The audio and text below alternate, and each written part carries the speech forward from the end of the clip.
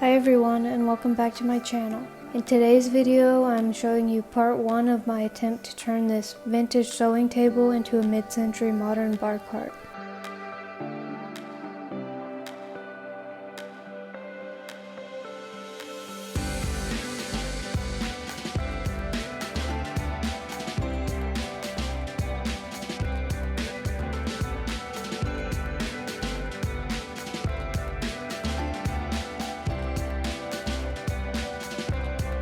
I started off by removing all of the old attachments for the sewing machine.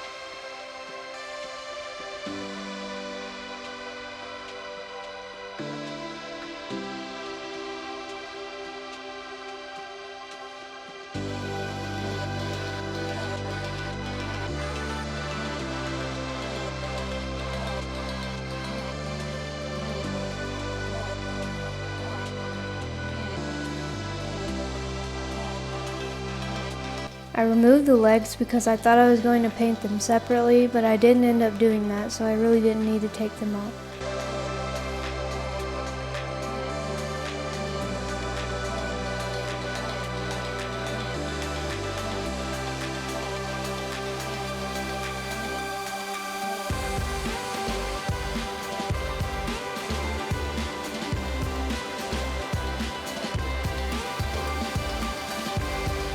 I wanted to put in a metal ice bucket for ice and drink storage, so I drew out a rectangle where I needed to make a cut.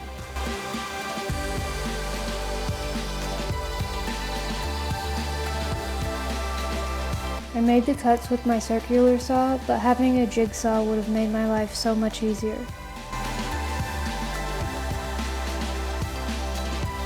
I had to do plunge cuts along the shorter edges.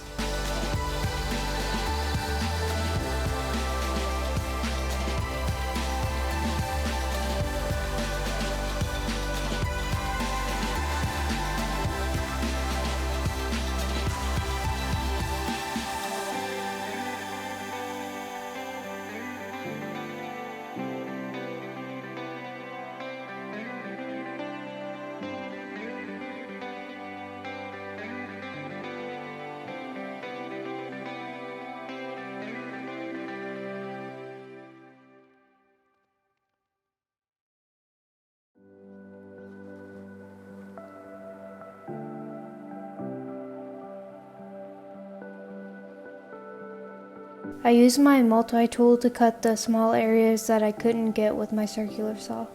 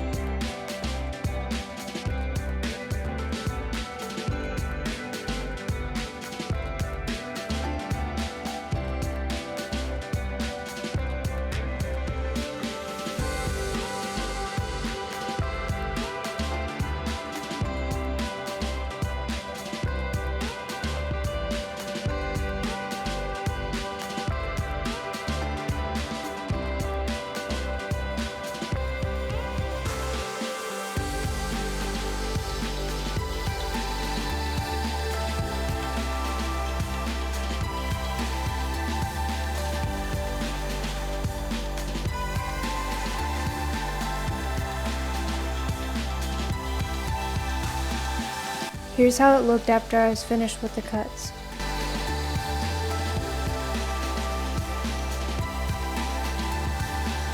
Next I cut some leftover 1x6s to fit in the openings, and I made sure that the ice bucket would fit and leave enough wood on the edges.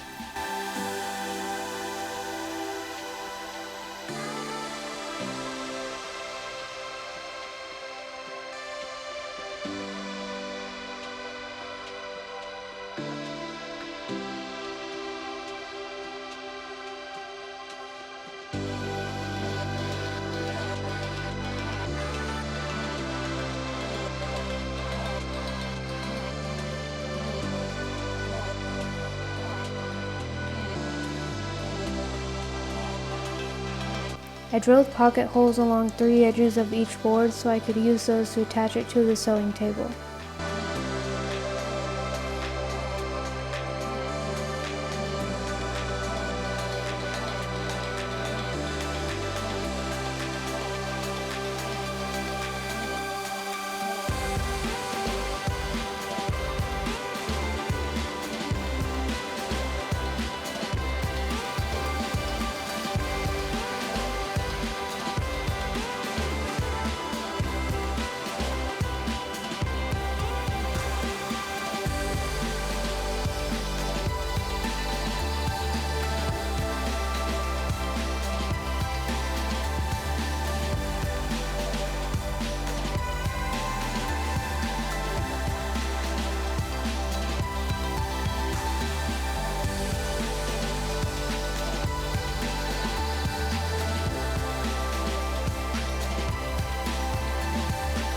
I put the ice bucket in place and traced the shape onto the wood.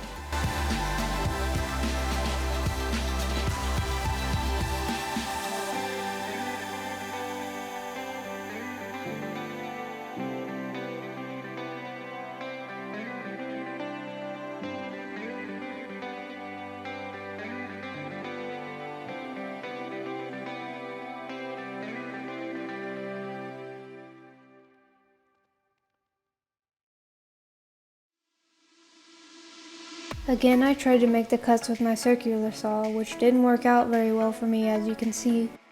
A piece broke off on one end, but I decided to move forward and glue it and screw it in place anyway.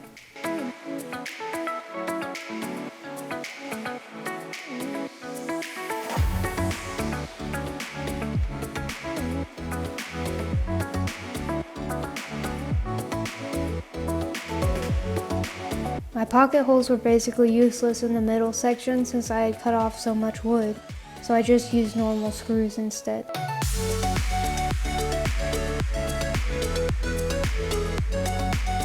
I also screwed the piece on so that it was inset by 1/4 of an inch so the table would still be able to close like normal with the ice bucket in.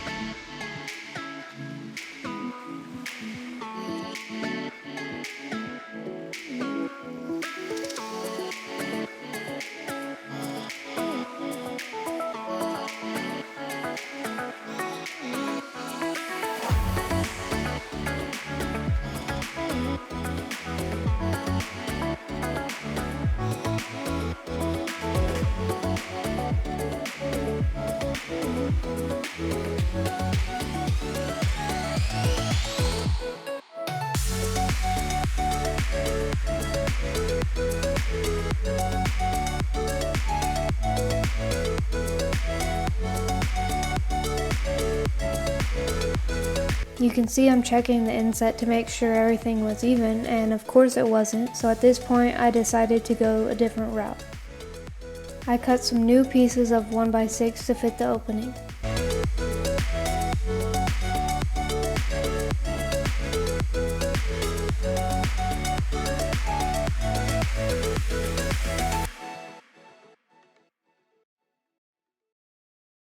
Since I can't really make curved cuts with the tools I have, I decided to try using a rectangular cake pan as an ice bucket instead, so I traced out that shape onto the new 2 pieces of wood. I tried to do a test fit after my first cut, and as you can see it didn't fit, so I had to make a few more small cuts until I got it to fit correctly. Once I got the cake pan to fit, I traced the edge of the lip of the pan so I could make a 1/4 inch depth cut all the way around so the pan could be inset. I set the cut depth on my circular saw to 1/4 inch and sawed where I could, and then used my multi-tool to cut where I couldn't get to before and clean it up a little bit.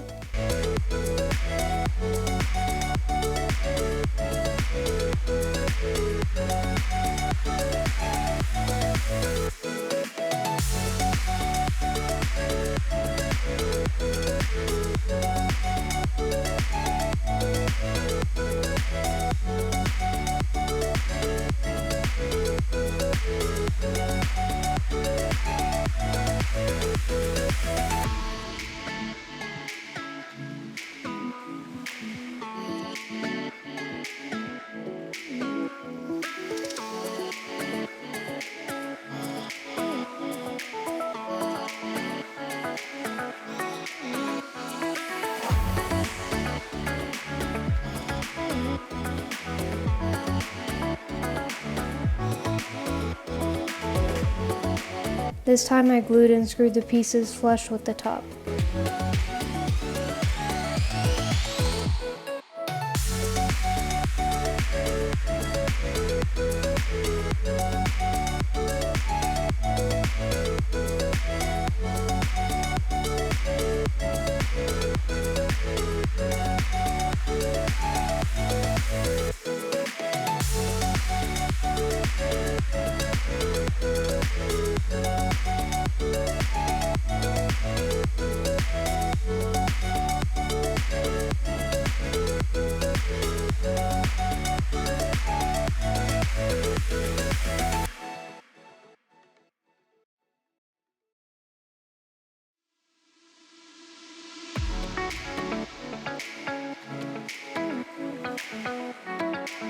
I cut small pieces to fill the gaps and secured them in place with glue and pocket holes.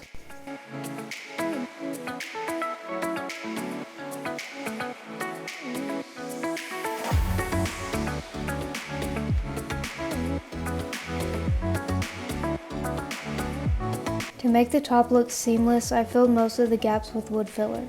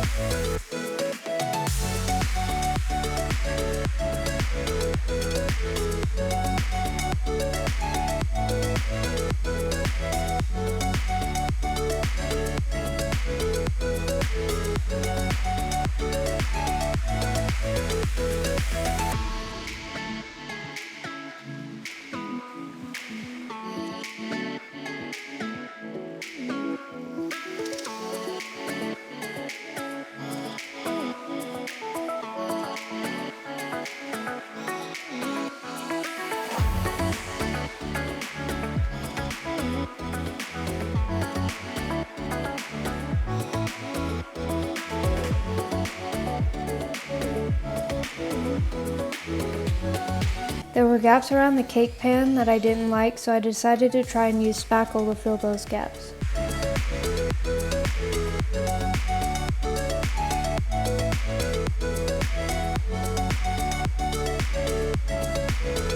I taped off the cake pan first so Spackle wouldn't stick to it, and then put a ton of Spackle on the gaps all around.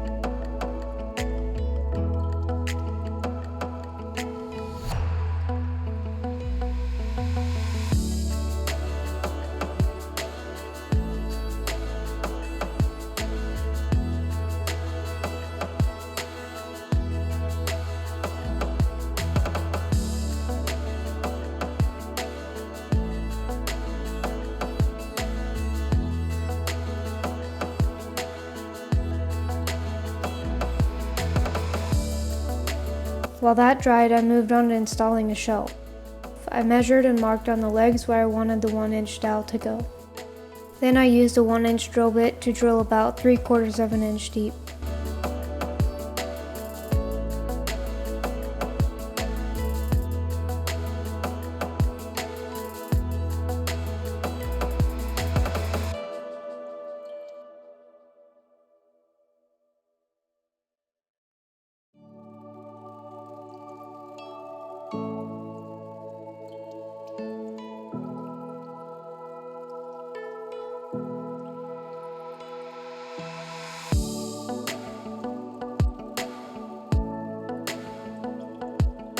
I cut the dowel to length and secured it in place with wood glue, and then used a rubber mallet to make sure it was securely in place.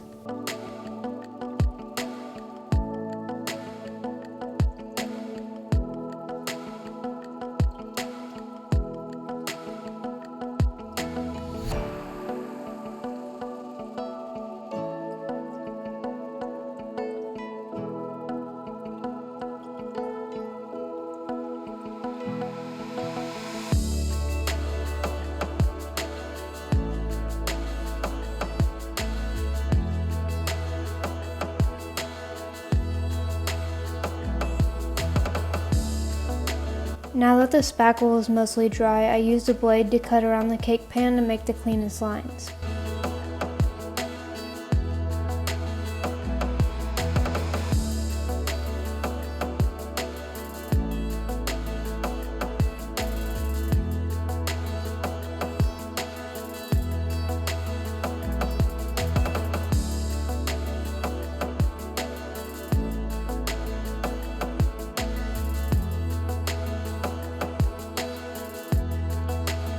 Here's how it looked before sanding.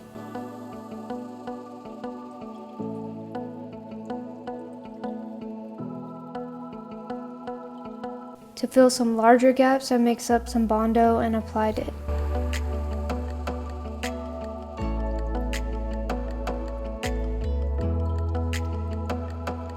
Then it was time to sand everything smooth.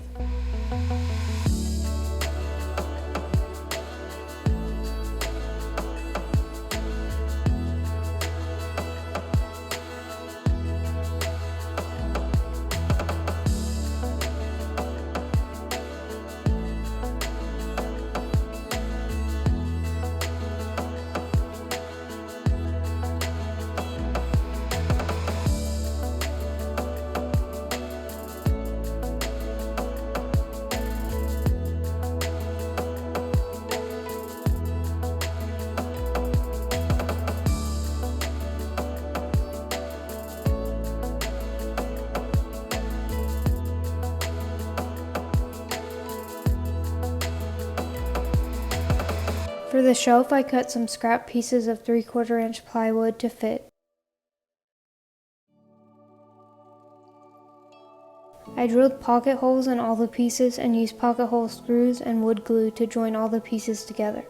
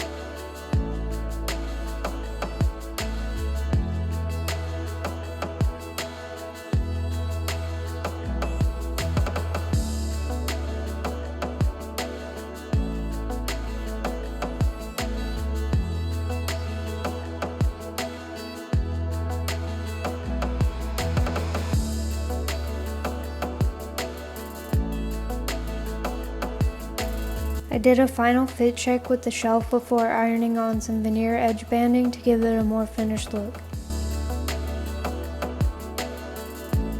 To secure the shelf to the dowels, I drilled pilot holes with an 1/8 inch drill bit and then used 2-inch screws.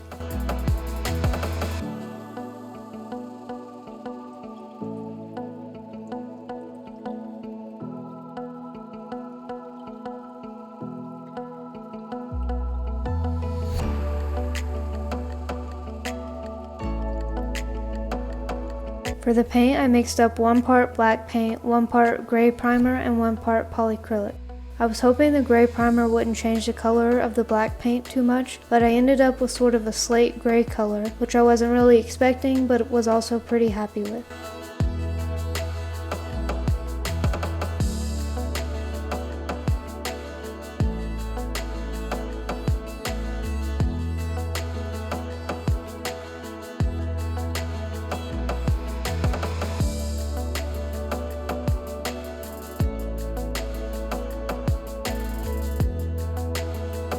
I brushed a thin layer of the one-step paint on everything.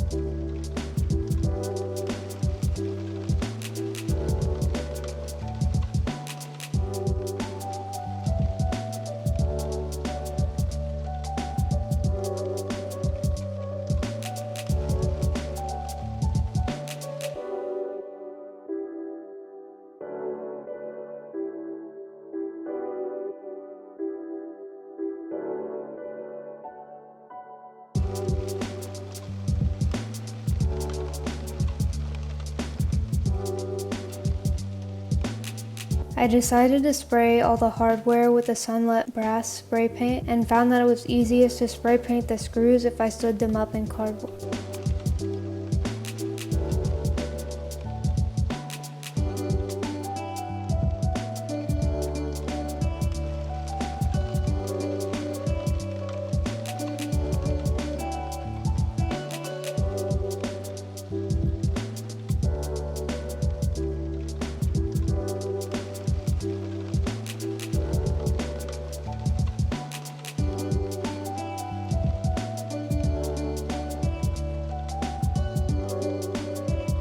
I also wanted to spray paint the metal on the legs with the same color, so I taped them off.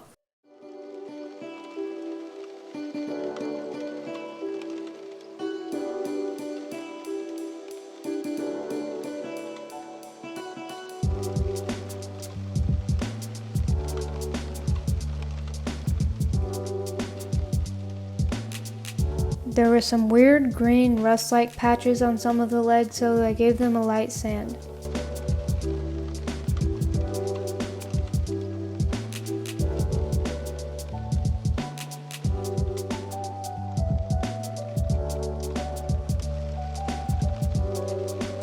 Here's a better look at how the metal looked before spray painting them.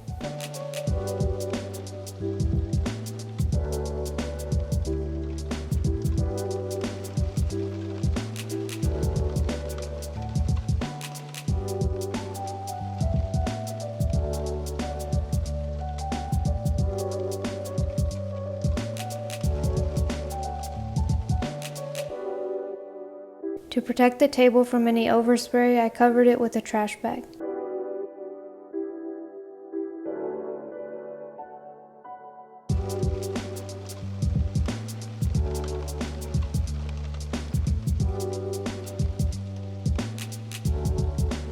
Once the spray paint was dry, I put all the hardware back on.